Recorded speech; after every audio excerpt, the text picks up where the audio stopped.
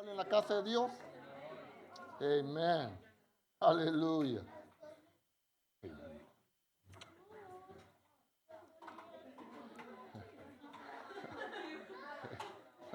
La nena's ready to go somewhere, boys. Amen. Amen. Los niños y los jóvenes pueden ir a su clase. Amen. Amen. Alrighty. Vayan pensando, hermanos. Hemos estudiado del 1 al 17, hemos dado un poquito de historia sobre Romanos, right? So, entonces, eso quiere decir que si yo escojo a alguien me debe decir algo sobre el capítulo 1 al 17, right? Del verso 1 al 17. Algo me tienen que poder decir, right? So, lo voy a hacer fácil. Nadia. Dime algo que te acuerdas de lo que hemos hablado. Just anything.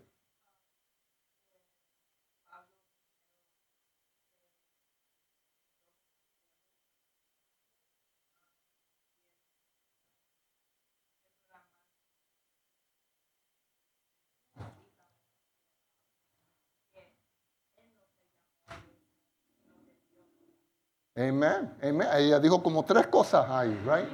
Awesome. Awesome. Diego me miró medio funny, so vamos a ver lo que dice Diego. As soon as Nadia started talking, Diego I said like, man, that's what I wanted to say. Dime, Diego, algo que te acuerdes del 1 al 17.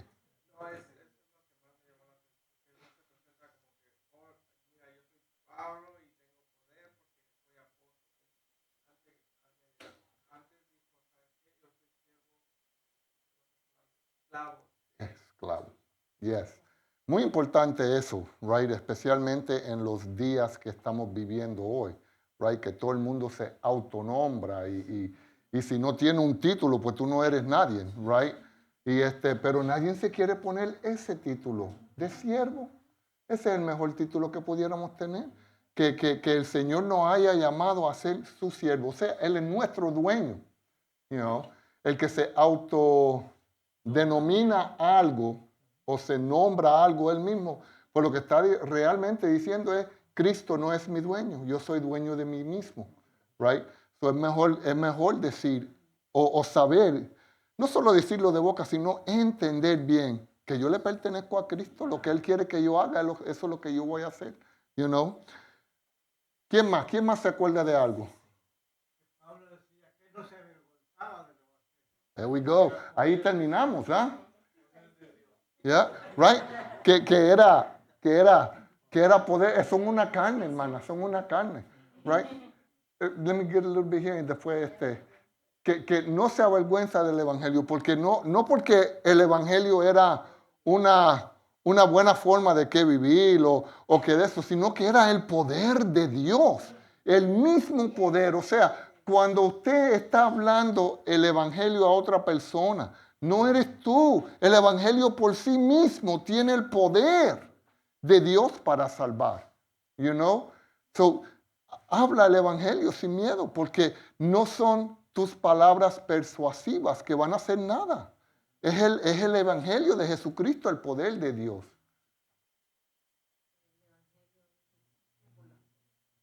Que es la justicia de Dios por fe. La única manera que uno puede creer en el evangelio es a través de la fe. Right? No es algo mental. It's not just knowledge. No es solo conocimiento. Right? Es fe. Amen. Very good. So, hasta ahora lo que Pablo nos ha venido diciendo está bonito. Right?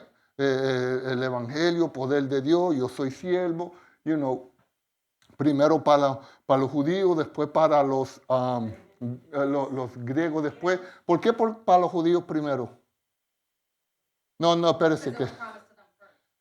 Because it was promised to them first, porque eran el pueblo escogido, porque ellos recibieron las promesas de Dios primero. Amen. Amen. Right? Ahora vamos a cambiar el tono. Ahora Pablo va a cambiar el tono. Él va a decirnos el por qué el Evangelio es poder de Dios. ¿Cuál es la condición del hombre? Right? Y aquí vamos a ver la condición del hombre en el capítulo 2, porque no se crea, porque mucha gente lee eso y dice, pues yo no soy así, pero no te creas, porque también en el capítulo 2 él le habla al religioso. O aquel que se cree, bueno, por lo menos yo no soy así. Pues tú te crees tan bueno, pues mira, esto te toca a ti ahora en el capítulo 2. Right? No vamos a entrar al capítulo 2. Yo creo que solo llegamos hasta terminar el 1 hoy, right? Pero vamos a empezar Mercedes, léeme del 18 del 18 al 23 y Nidia léeme del 24 al 32. Lo vamos a leer todo completo y después vamos a entrar uno por uno.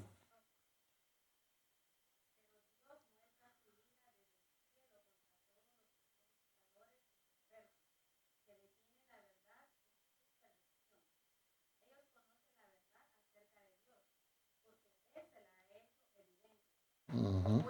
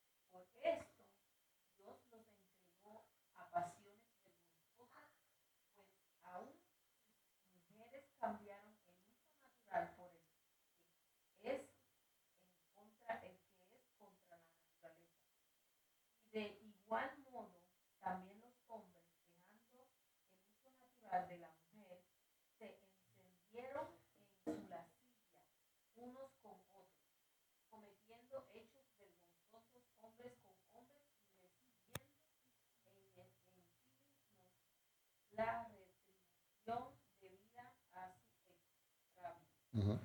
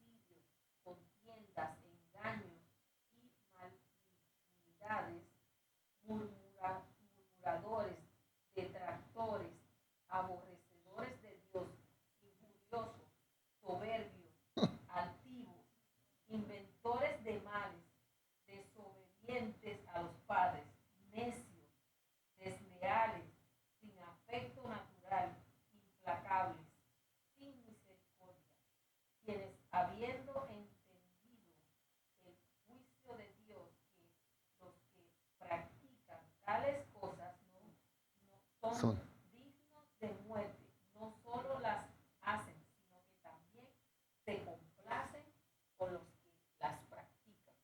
Amén. Y uno viendo esa lista, uno diría, pues yo no soy así.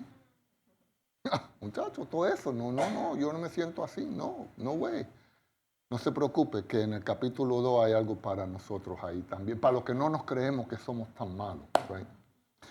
Pero es interesante, Pablo termina porque no me avergüenzo del Evangelio, porque es poder de Dios para salvación a todo aquel que cree, al judío primeramente y también al griego, porque en el Evangelio la justicia de Dios se revela por fe y para fe, como está escrito, más el justo vivirá por fe. Y uno dice, wow, qué tremenda palabra, qué tremendo.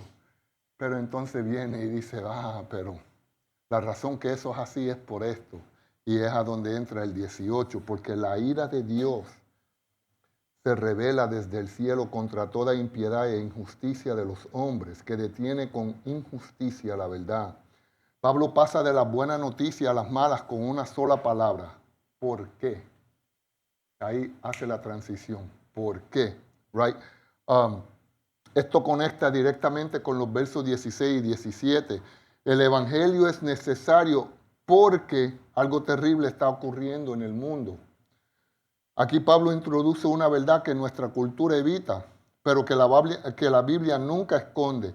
Y él habla de la ira de Dios. Si yo fuera a preguntarle a usted, ¿por qué tenemos que ser salvos de nosotros? ¿Qué me diría a ustedes? Mano Cancel. ¿Por qué tenemos que ser salvos? Hay varias razones. Deme una nada más. Estamos lejos de Dios, separados de Dios. Estamos lejos de Dios. Manaminta, deme otra razón.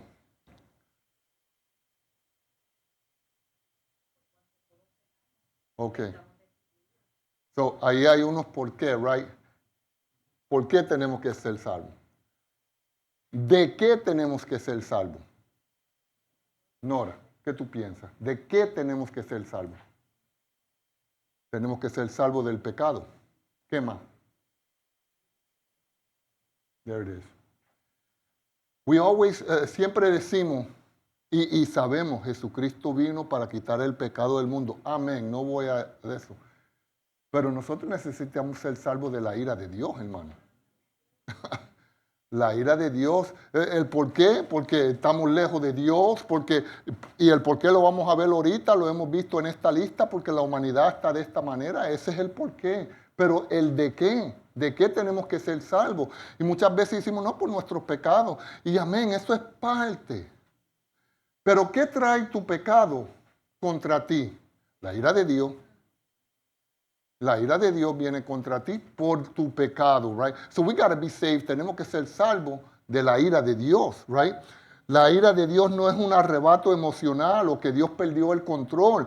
La ira de Dios es la respuesta justa, santa y constante de Dios contra el pecado. Pablo dice que esta ira se revela, o es decir, ya está siendo manifestada, no solo en el futuro juicio, sino el presente. O sea que la ira de Dios se revela hoy, ahora mismo, contra el pecado. Amén.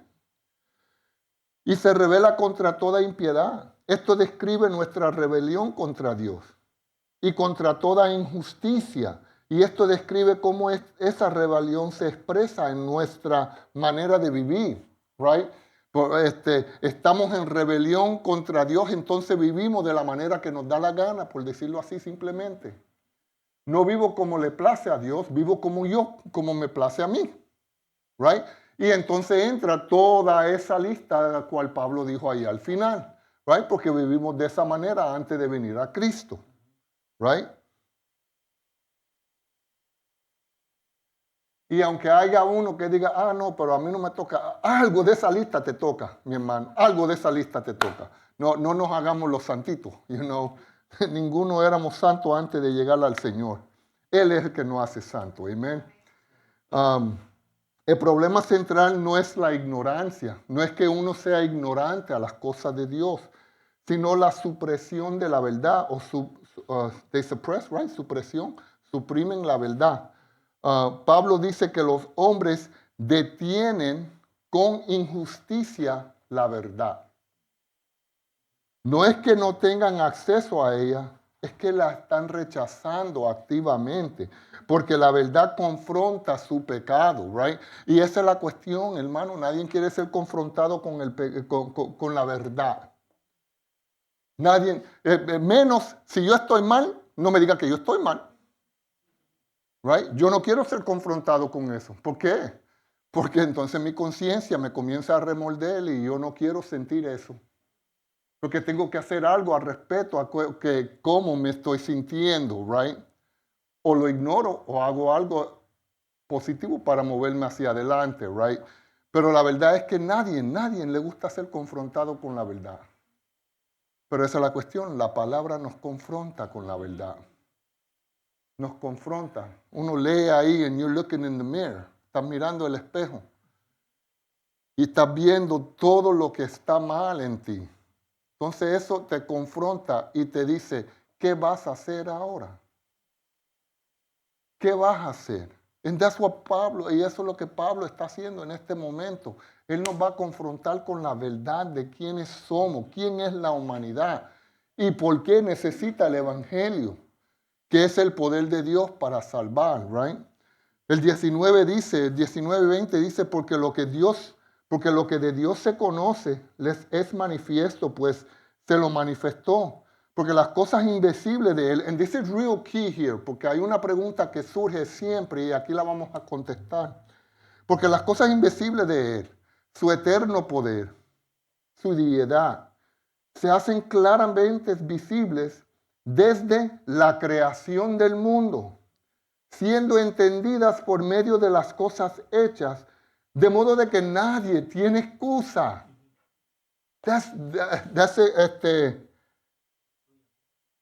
Incluye a todo el mundo, right? De modo que nadie tiene excusa.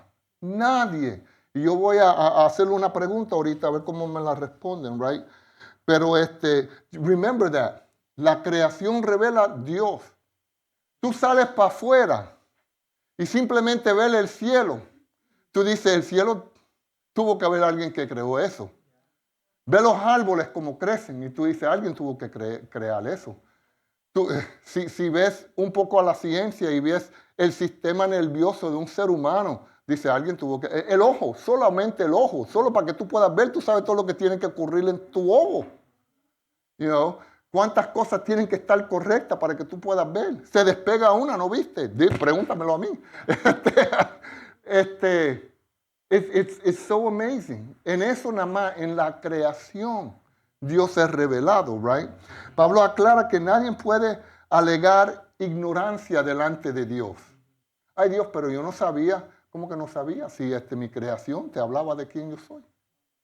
Right? Dios se ha dado a conocer de manera clara a través de la creación. Hermano, esto en teología se llama revelación general. ¿Ok? Dios no se ha mantenido oculto. La creación misma testifica de su existencia, de su poder, de su naturaleza divina. El orden exige un ordenador. El diseño implica un diseñador, right? Nosotros no diríamos, estamos caminando por la selva y vemos a un edificio igualito como este, en el medio de la selva. No hay más nada más que está este edificio. Uno no diría, oh, pero eso salió de la nada. Right? Uno diría una civilización antigua, o quizás vinieron unos hombres en algún momento. ¿Cómo es que construyeron? Right? Porque este edificio demanda un constructor. Right? Igual la creación demanda un creador. La demanda, no se deje el cuento del Big Bang, ¡buf! Y todo salió, nada creó nada. Get out of here. Dios creó de la nada, pero no nada creó nada.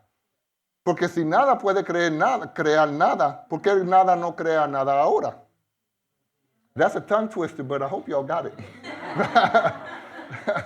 Right? No, yeah, nada de nada no existe. Eso no es científico. Right? La creación, el orden, la belleza, la complejidad y la grandeza del mundo creada apuntan a un poder externo y apuntan a la deidad de Dios, right? El orden, la creación no nos salva, pero sí nos hace responsables. Es suficiente para revelar que hay un creador glorioso y poderoso. Por eso Pablo concluye con una frase devastadora. que dice, de modo que no tienen excusa. Nadie tiene excusa. Voy a... No sé a dónde lo puse exactamente. Pero pregunto, ¿y qué pasa con la tribu que nunca conoció a Jesús?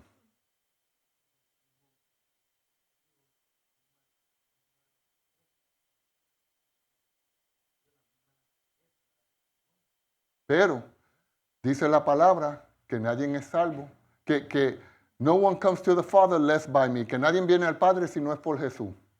Right? So está bien, pero falta, right? La creación apunta a Dios, pero acabamos de decir que la creación nos salva. Dime. Ujú.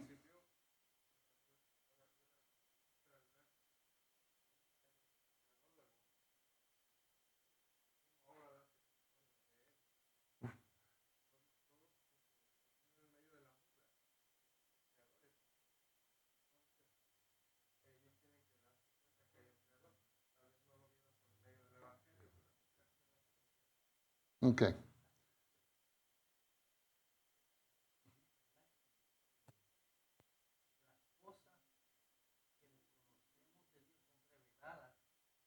Ujú.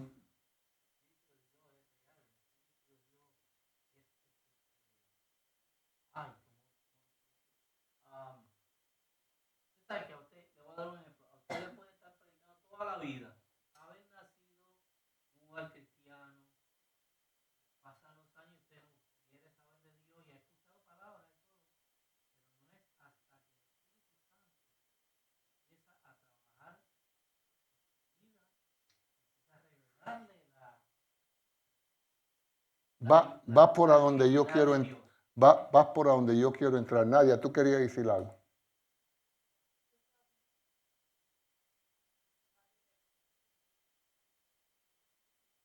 Okay. Okay, ¿cómo puede un ser humano ser salvo?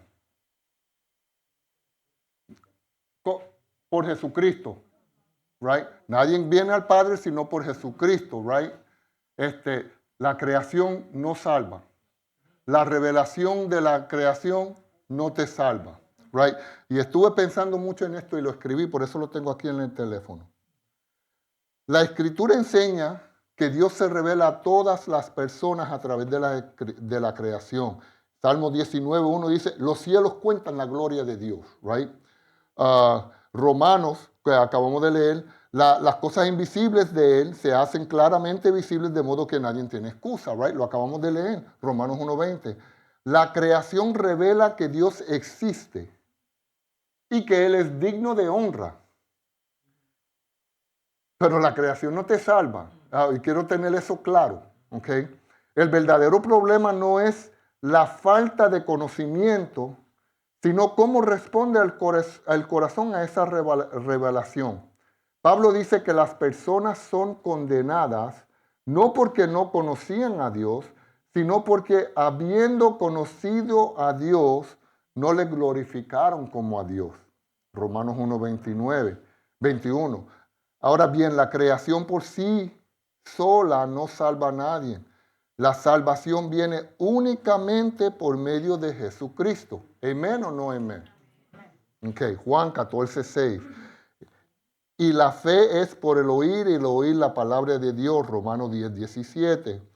Sin embargo, la Biblia muestra que cuando una persona responde, y aquí está lo que quiero amarrar todo, pero lo quiero decir de una forma correcta, right? Para no tener pedacitos de, sino que sea una sola.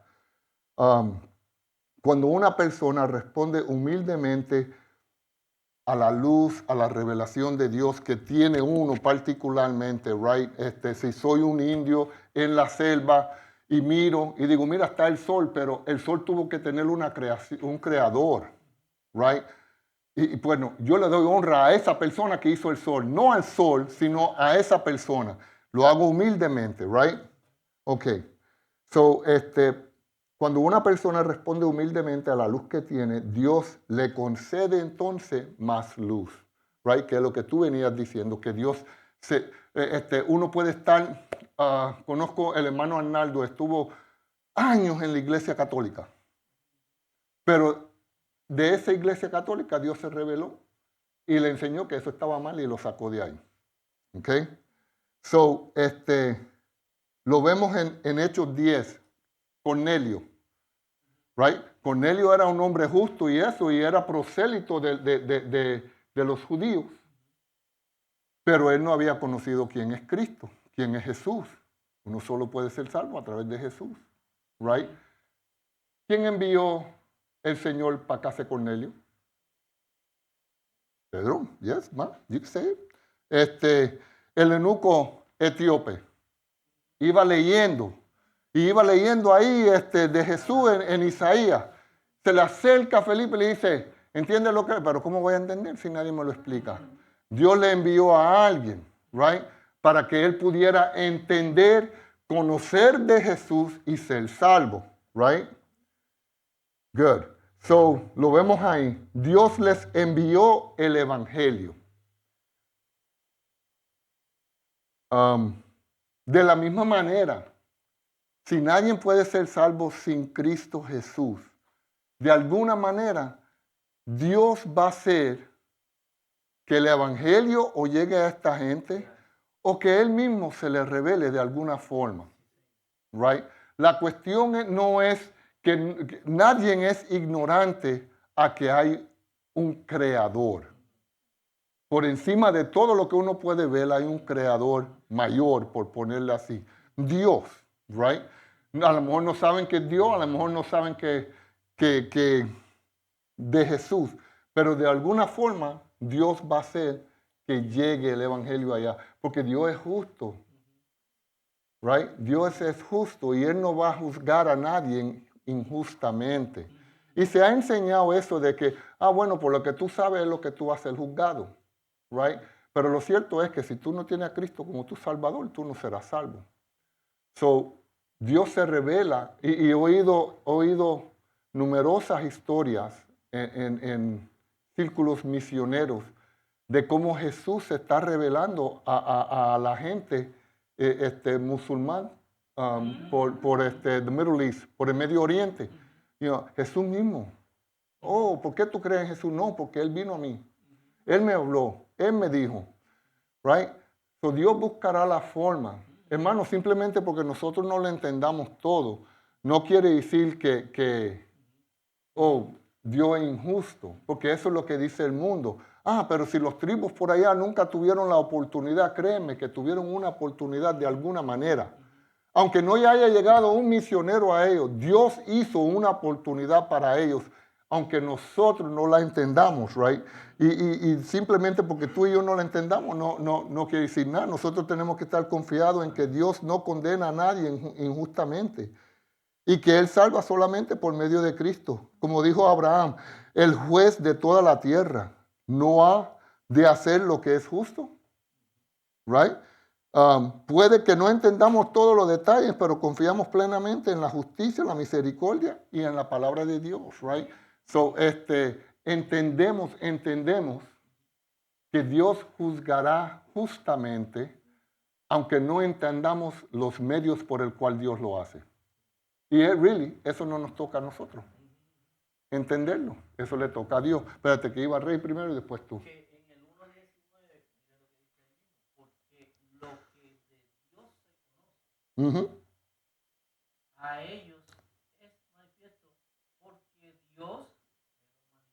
O sea, Dios ama al ser humano. Dios se encargará Yes. de que la persona tenga una oportunidad para ser salvo. ¿Cómo lo va a hacer Él? Amen. Lo que quiero dejar bien claro es que la creación, solamente porque reconoces a Dios en la creación, eso no te salva. Dios mandará de alguna forma a alguien que te revele más excelente el camino a Él, que es a través de Jesús.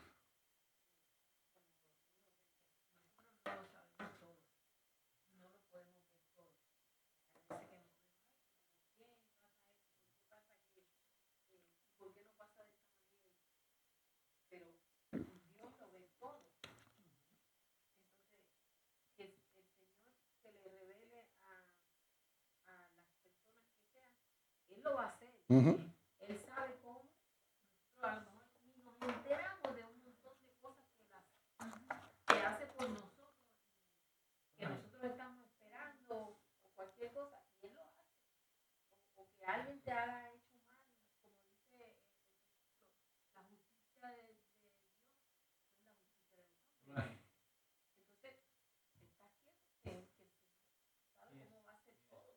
Amen. Lo que quería dejar bien claro es que simplemente el conocimiento de la creación no salva al ser humano, porque así se ha enseñado antes, y quiero decir que no es así.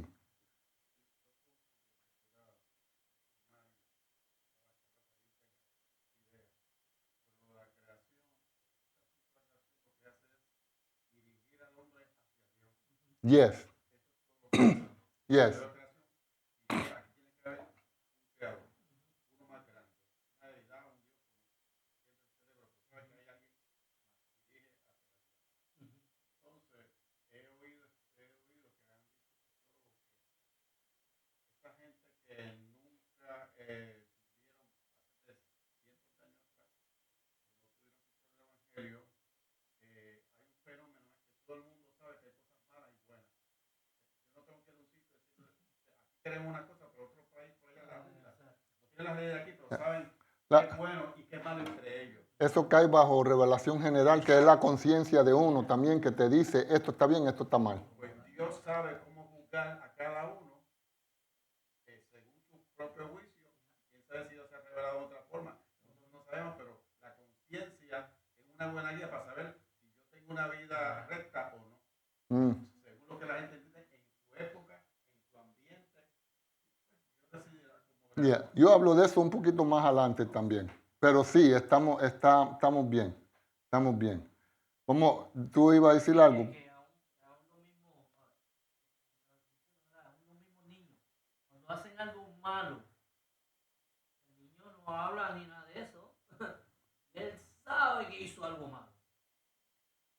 ¿Entiendes? Ujú. O sea, Yeah, eso ya está en uno. exacto, la misma conciencia que Dios le hace al ser humano de su naturaleza pecaminosa. Ujú. Yes. Es como le pongo yo el ejemplo, un niño de 2 años está embarrado en chocolate y uno le dice, hey, ¿te comiste las cookies? No. ¿Quién le enseñó a mentir a ese niño? You know? Pero él sabe que si dice que sí, he's going to get in trouble, so I'm going to say no. You know?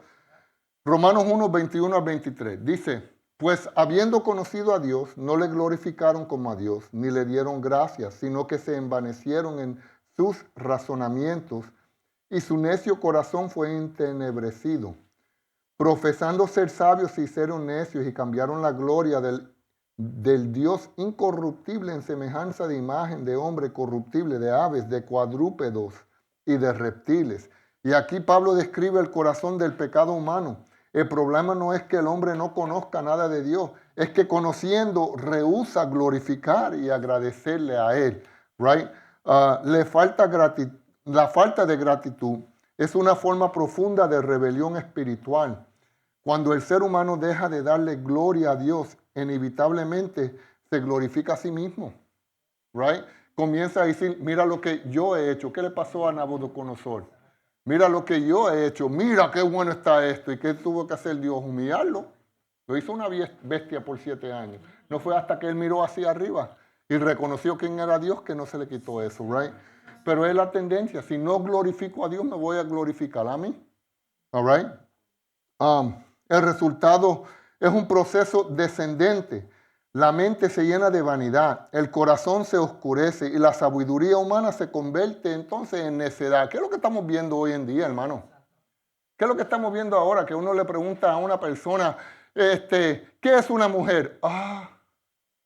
No sé. ¿Qué es un hombre? Eso puede ser cualquier. Come on. Un hombre es hombre, mujer es mujer, punto, fin, se acabó. ¿Qué distingue una mujer de un hombre que puede producir hijos? Que puede procrear, hacer un hijo en su vientre, no sola, necesita el hombre. Eso es lo que distingue al hombre. Right? Eso es hombre y mujer. No es como yo me sienta, no es como yo diga, no, o lo que diga la sociedad o una construcción humana. No. Cuando un perrito nace, ¿qué es lo primero que le hacen? Este es hembra, este varón, este es hembra. Sí. Igual cuando nace el bebé, salen los bebés. No le miran la carita de un bebé no se distingue todavía si es hombre o mujer.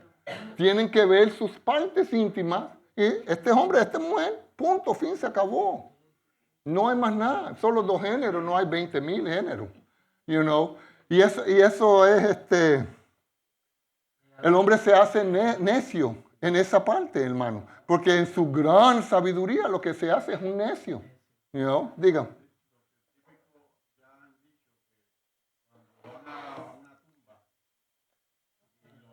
Que hay, que sean cenitas pequeñas, cuando analizan, lo que pueden determinar siempre es si fue hombre o mujer. That's it. Nada más. Yeah.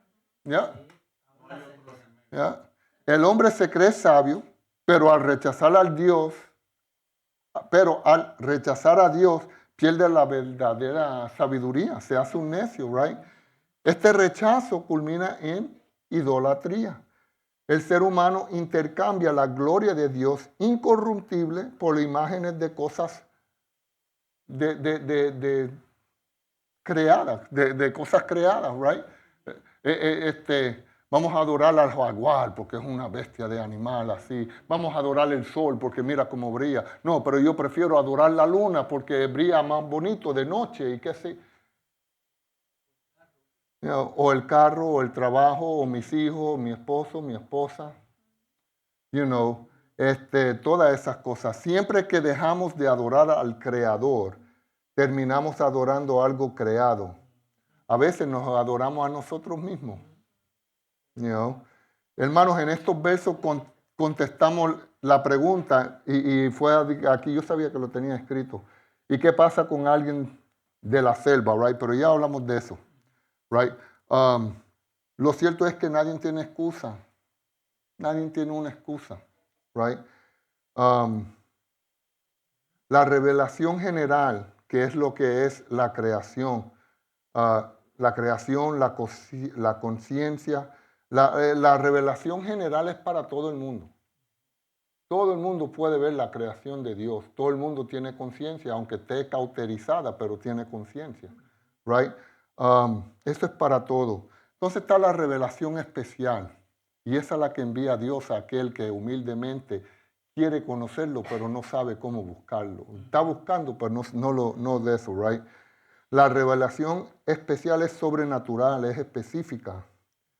Es a través de Jesucristo, es a través de la palabra, profetas, visiones, sueños, eventos milagrosos. Eso es revelación especial, right? La revelación general muestra el poder y la existencia de Dios, mientras que la revelación especial revela su plan de redención y su voluntad. Okay? So, esas son las diferencias de revelación general y revelación especial. And that's it. No hay revelación tercera. Revelación general, revelación especial. Esas son las dos revelaciones que hay.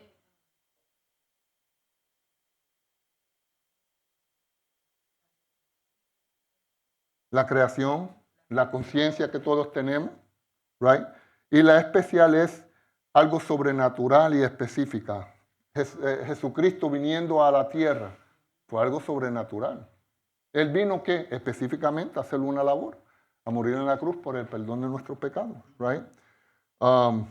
Dios se puede revelar a alguien a través de sueños, a través de visiones, que es lo que estamos viendo que está pasando en el Medio Oriente, right?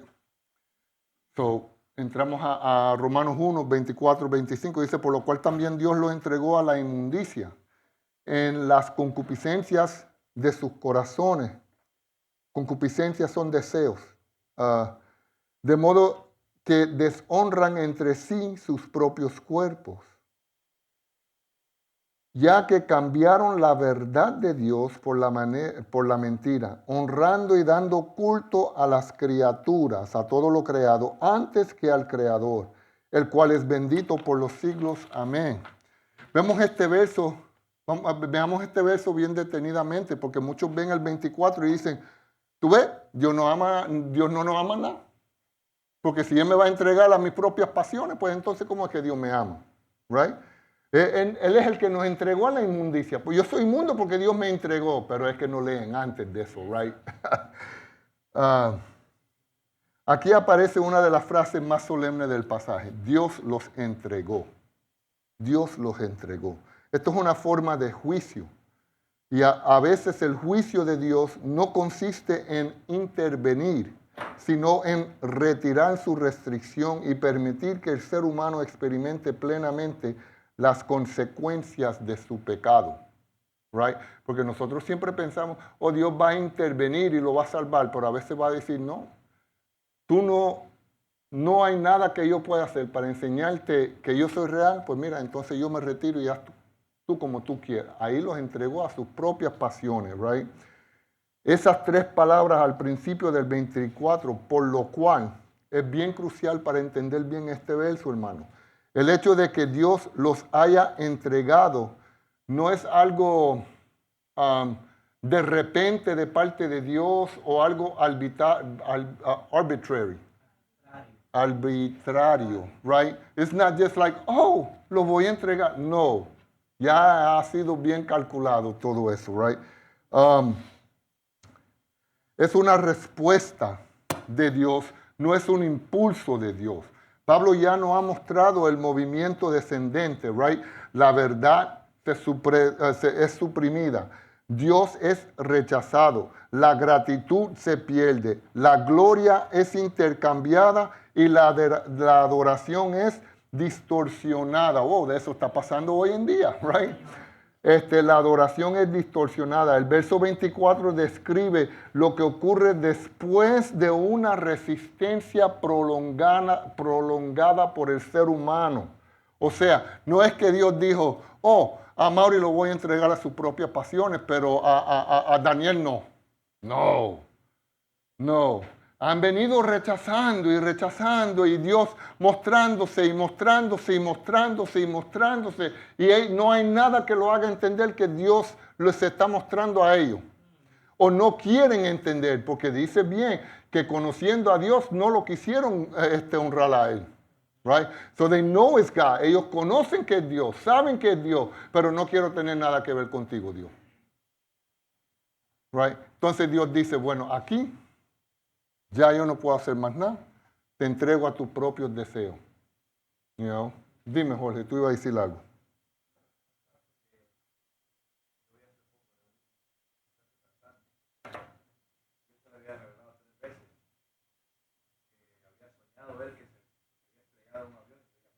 Uh-huh. Entonces, yo te lo había mostrado. Y una vez entrevistaron y le dijeron que él conocía de la palabra de Dios. Y él dijo, no es tiempo de que ahora voy a disfrutar 5 años más en mi pecado. Y después voy a buscar a Dios. ¿Qué pasó? Hace poco tuvo un accidente y se mató. Pero ahí vemos la vanagloria del hombre. You know, Dios, yo sé que tú hiciste. Y yo sé que me debo encaminar hacia ti. Pero estoy disfrutando mucho de este tiempo. Voy a disfrutar unos 5 añitos más. En 5 años cumplo 40 y ya a los 40 pues entonces me entrego a ti. Who do we think we are? ¿Quiénes pensamos que somos nosotros? You know? Mañana no es prometido, right? Algo fundamental, hermano. El juicio de Dios aquí no consiste en empujar a la humanidad al pecado, sino en dar un paso atrás y permitir que el pecado siga su propio curso en aquel que no quiere venir a Dios. Right? So esto es lo que tú quieres, pues dale. Nosotros no hacemos así con nuestros hijos a veces, para que aprendan. ¿No hacemos lo mismo? Claro que sí. Él hace lo mismo con su creación, porque hijos son aquellos que lo reciben a él. Right? Pero con su creación, él hace lo mismo. Ah, ¿tú quieres seguir aquí? Mira, te he mostrado quién yo soy. Mira toda la creación. Mira quién yo soy. Tú me conoces quién yo soy, pero tú rehusas venir a mí. Pues está bien, yo no te molesto más. Y cuando el ser humano se le da rienda suelta a su pecado, se vuelve un desastre, hermano. Ya hemos visto la lista, lo vamos a ver ahorita otra vez, right? Esta es una de las formas de juicio más solemnes que aparecen en la Escritura. Llega un punto en que Dios dice, si insistes en la autonomía, retiraré mi mano que te contiene. That's hard, porque la mano de Dios es lo que nos contiene de pecar tanto. Y cuando Dios dice, yo voy a quitar mi mano, imagínate lo que uno se vuelve. That's tough. Gusick señala, o Gusick dice que esto no significa que Dios abandone por completo a la humanidad, sino que permite que las personas experimenten las consecuencias del camino que han elegido.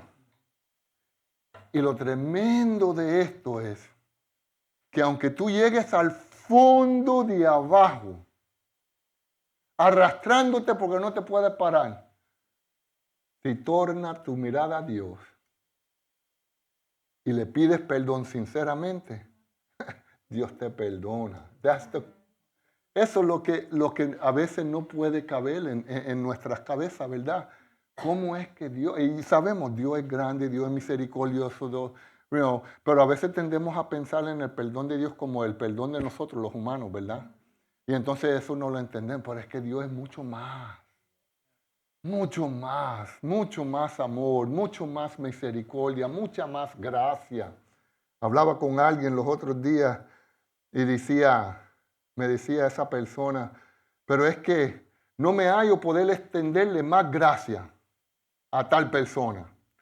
Y yo le digo, pero fíjate, con lo malo que tú has sido, cada vez que tú vienes a Dios, Dios extiende más gracia a ti. Pero tú no te hallas capaz de extender un poquito de gracia a otra persona. Nadie quiere ser confrontado con la verdad. Me cambió la conversación. Pero la cuestión es esa. ¿Cuántas gracias no hemos recibido nosotros? ¿Cuántas veces no la hemos regado, pero bien regado? Right? ¿Cuántas veces no lo hemos hecho? Y uno viene humilde ante Dios. Señor, I messed up. Pero en grande, Dios, en grande, esta vez sí que... Y Dios, si tú no me quieres perdonar, yo lo entiendo, Señor. Pero simplemente quiero pedirte perdón. ¿Qué hace Dios con nosotros? Tacho, uno siente Dios arroparnos con su Santo Espíritu, uno se quebranta en llanto y uno comienza a sentir que Dios ha perdonado a uno. Right? Who are we not to forgive? ¿Quiénes somos nosotros en no perdonar? ¿Quiénes somos nosotros para no extender gracia, para no ser un chin misericordioso con otra persona? Come on, man. A veces nos encerramos en lo que dice la sociedad que uno debe de ser y todo lo demás. Oye, ya nosotros no somos de este mundo. Nosotros somos de otro mundo, somos del reino celestial y las cosas en el cielo no se hacen como se hacen aquí en la tierra. You know, y no está aquí en Romanos, pero si Dios es capaz de perdonarnos, de extender gracia hacia nosotros, de todos los días Dios hay misericordias nuevas para cada uno de nosotros todos los días. ¿Quiénes somos nosotros para no hacer lo mismo con otra persona? You know? Amen.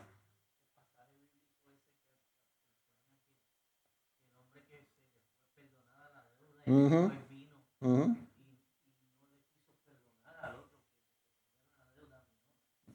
Ya, así somos nosotros. ¿Y qué le pasó a ese hombre? Se lo llevaron y lo entregaron. You know. So, en otras palabras, lo que estamos viendo aquí es que Dios juzga por medio de la permisividad. Dios permite tal cosa y Él te está juzgando en ese momento. La expresión los entregó comunica la idea de ser puestos en manos de otro, casi como un acto judicial, right? Entonces, vamos como que, ok, tú no quieres aceptar, pues mira, tú no quieres aceptar mi gracia, mi misericordia, pues mira, te entrego en las manos del fiscal y él te va a meter preso y va a hacer contigo todo lo que puedas hacer todo lo que tú quieras. Pero eso va a tener graves consecuencias, especialmente si no te arrepientes. Aquí es a donde la cultura moderna conecta frecuentemente con Romanos 1. Cuando el cuerpo se desconecta del diseño de Dios, pasa a ser algo que se usa, se modifica, se explota y se consume según los deseos personales. We get this? Cuando el cuerpo se desconecta del diseño de Dios, pasa a ser, el cuerpo pasa a ser algo que se usa, que se modifica, que se explota o que se consume según el deseo personal. Right? Pablo no está diciendo que el cuerpo sea malo, está diciendo que el cuerpo es valioso y por eso deshonrarlo tiene consecuencias graves. Okay? Spurgeon dijo una vez que cuando las personas se niegan a glorificar a Dios con sus cuerpos, Dios permite que degraden esos cuerpos hasta que se conviertan en fuente de vergüenza en lugar de gozo.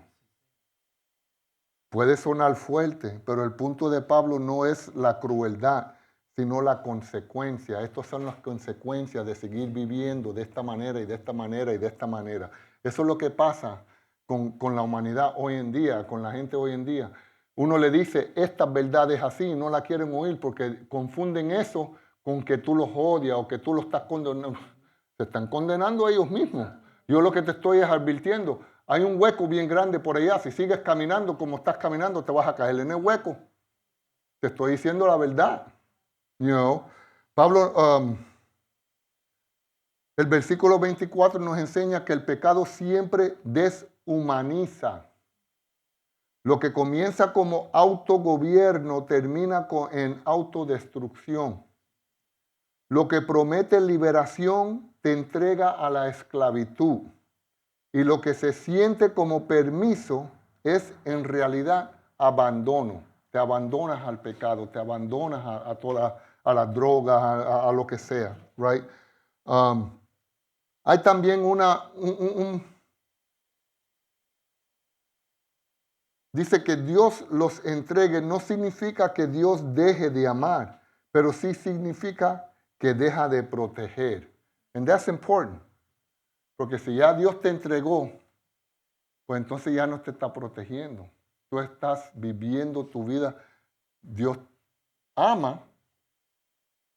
Si tú pides perdón sinceramente, humildemente y vienes a Él, Dios te va a recoger. Pero hasta que tú no hagas eso, Él te abandona. Y de nuevo podemos ver el retrato de Nabucodonosor, right? Él era una bestia. Se convirtió en bestia. Comía pasto. You know, hasta que no reconoció a Dios, no fue restaurado. Igual el ser humano, cuando abandona a Dios y Dios lo entrega a sus propias concupiscencias, es una bestia. Hasta que no reconoce a Dios, no va a ser restaurado. ¿Tú querías decir algo, Nidia? ¿No levantaste la mano ahorita? Oh, ok. Bueno, como dijo ahorita, como un padre que permite que un hijo rebelde experimente el peso de sus decisiones, el juicio de Dios aquí es trágico, pero no vengativo.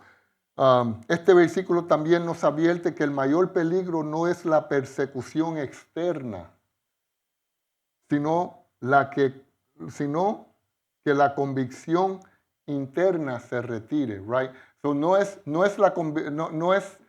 que la persecución externa me toque, no, es que Dios retire la convicción que pueda haber en mí. Entonces ya nada. Uno a veces ve unas noticias, right? Y uno dice, pero ¿cómo será que una persona puede hacer algo así? Es que Dios ya ha retirado toda convicción de ese ser humano. Ese ser humano no tiene convicciones ya. You know? Y por eso se convirtió en una bestia y comete actos bestiales de esa manera, right?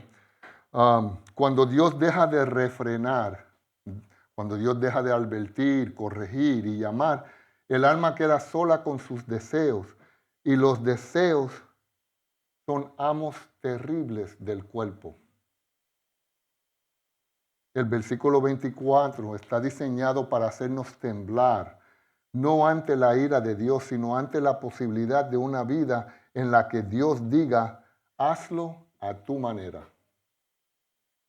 Sin embargo, esto no es el final de la historia. Pablo está despejando el terreno para que cuando la gracia aparezca no sea barata ni sentimental, right? Porque tenemos que decirle a alguien, look, esta es la realidad de cómo tú te encuentras, para que ellos puedan entonces apreciar la gracia de Dios, right? Solo aquellos que entienden lo que significa haber sido entregados pueden realmente regocijarse en que en Cristo somos recuperados, somos redimidos y también somos restaurados. Amén. 25. La idolatría nunca se queda en lo abstracto. Siempre afecta la manera en que vivimos. 25, no leí el verso, ¿verdad? Lo dejé fuera.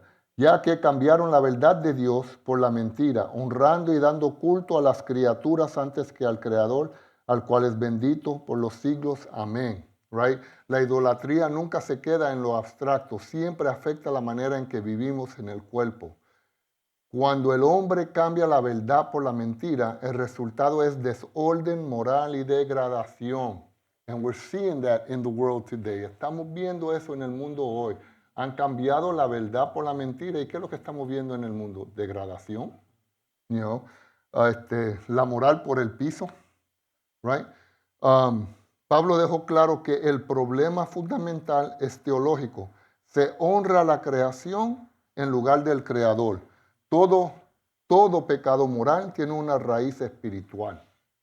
26 y 27. Por esto Dios los entregó a pasiones vergonzosas, pues aún sus mujeres cambiaron el uso natural por el que es contra naturaleza. Y de igual modo también los hombres, dejando el uso natural de la mujer, se encendieron en su lascivia unos con otros, cometiendo hechos vergonzosos, hombres con hombres, y recibiendo en sí mismos la retribución debida a su extravio. Pablo continúa mostrando el descenso moral cuando Dios entrega al hombre a sus propios deseos. Esto es lo que ocurre. Aquí aborda directamente la distorsión del diseño sexual de Dios. No lo presenta como una identidad, right? Oh, this is my sexual identity. No lo presenta como una identidad, sino como una consecuencia del rechazo a Dios y de la inversión del orden creado. Amén. ¿Estamos bien? ¿Me están entendiendo? Good. El énfasis de Pablo no es cultural, es teológico. Cuando se rechaza al Creador, también se rechaza el diseño de Dios. El pecado promete libertad, pero termina produciendo esclavitud y consecuencias internas profundas. Pablo dice que reciben en sí mismo la retribución de su extravio. El pecado siempre cobra un precio, hermano. Siempre te pasa la factura el pecado, siempre te la va a pasar. Y seamos bien claros de lo que está hablando este verso. Aquí somos todos adultos. Cuando Pablo dice que cambiaron el uso natural, se refiere que abandonaron la relación sexual conforme al diseño de Dios. Adoptaron prácticas sexuales que no corresponden a ese diseño. Hombre con hombre no corresponde al diseño de Dios. Mujer con mujer no corresponde al diseño de Dios.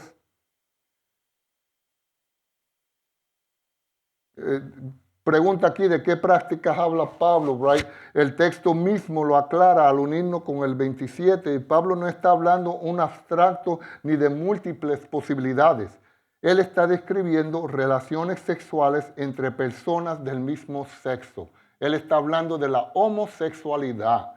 Por más que digan que la Biblia no habla nada, esto habla contundentemente sobre la homosexualidad. Okay. En el caso de las mujeres se refiere a relaciones sexuales entre mujeres. En el caso de los hombres, relaciones sexuales entre hombres. Esto no es una lectura moderna ni forzada. Tanto el lenguaje griego como el contexto histórico judío dejan esto claro.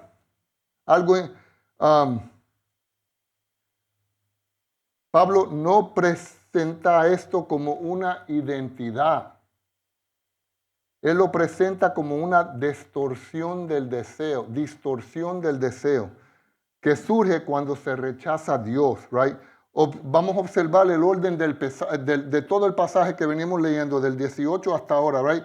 Dios es rechazado, es lo primero que pasa. La verdad es cambiada por la mentira, es lo segundo. El corazón se desordena. El deseo se desorienta. Y el cuerpo se deshonra. Contra naturaleza no significa raro o poco común. Es contra la naturaleza. Oh, he's just a little strange. No, they're not strange. They're against nature. Eso es lo que está diciendo Pablo. Eso es contra la naturaleza. Aquí Pablo no está diciendo antinatural en el sentido de inusual. Pablo está diciendo contrario al propósito de Dios. Punto. Algo puede sentirse natural al deseo humano y aún así ser contra naturaleza en términos bíblicos. ¿Okay? ¿Estamos bien ahí con es 26, 27, 24, 25, all of that? All right, 28 al 31, we'll finish it up. Y como ellos no aprobaron tener en cuenta a Dios, Dios los entregó a una mente reprobada para hacer cosas que no convienen, estando atestados de toda injusticia. There's the first thing. Toda injusticia, fornicación, perversidad, avaricia, maldad, llenos de envidia. Eso casi no se ve hoy. Homicidios, contiendas, engaños y malignidades. Murmuradores, ahí entra chismoso. Murmuradores, detractores, aborrecedores de Dios, they hate God. Injuriosos, soberbios, altivos, inventores de males. ¿Tú sabes cuán malo tú tienes que ser para decir, tengo que inventarme algo porque ya todo lo que he hecho no es suficiente malo. Tengo que inventarme otra. Inventores de males, desobedientes a los padres, necios, desleales, sin afecto natural, implacables, sin misericordia. Wow. El juicio se profundiza aún más cuando el hombre decide excluir a Dios de su pensamiento. Dios lo entrega a una mente reprobada. Eso se refiere a una mente corrupta, una mente inútil, desaprobada, una mente perversa que ha sido entregada a la maldad y es incapaz de juzgar correctamente. Usted nunca ha tratado de razonar con una persona como describe esto. Es imposible, hermano. Es imposible razonar. Ahí sí que uno dice, ay, qué necios son estas personas. Right? Pues es imposible. Right? Esto no significa ausencia de inteligencia, sino incapacidad moral para discernir lo bueno. Quiero que entiendan, incapacidad moral. No tienen la capacidad moral para poder distinguir qué es bueno y qué es malo. Es, cuando Dios te entrega tus propias concupiscencias, llega a ese extremo de poder ser incapaz moralmente de juzgar lo que es bueno y malo. Wow. Wow. La lista que vimos es extensa y media abrumadora también. Y ese es el punto de Pablo. La quiso hacer así, right? Pablo quiere que veamos el alcance total del pecado. This is how bad you can get. Hasta aquí tú puedes llegar. Hasta aquí han llegado muchos. Hasta aquí está llegando la humanidad. Y en diferentes ocasiones la humanidad ha llegado ahí, sobrepasado eso. Right? Eso, Pablo te quiere dar ese sentir. Wow, this is horrible. No se trata solo de pecados escandalosos, sino de actitudes, de palabras, de relaciones rotas. All of that is part of this. Aquí todos quedamos expuestos. Do you hear me? Aquí todos quedamos expuestos. El pecado ha afectado cada área de la vida humana. ¿O acaso usted no ha sido afectado por el pecado? Right? 1:32, ya. Quienes habiendo entendido el juicio de Dios, entendieron. Si yo sigo haciendo esto, el juicio de Dios va a caer sobre mí. Dice, quienes habiendo entendido el juicio de Dios, que los que practican tales cosas son dignos de muerte, no solo las hacen, sino que también se complacen con los que las practican.